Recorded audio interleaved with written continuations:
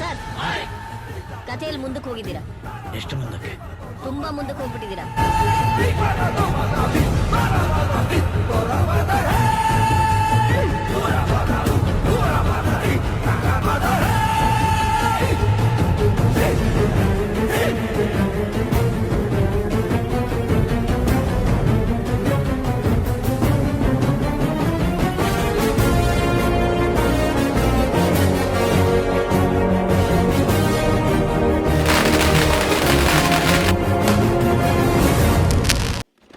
This is what they've sent.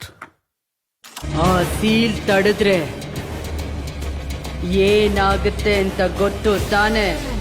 ಆ seal ಯಾರ್ದು ಅಂತ ಗೊತ್ತಲ್ವಾ?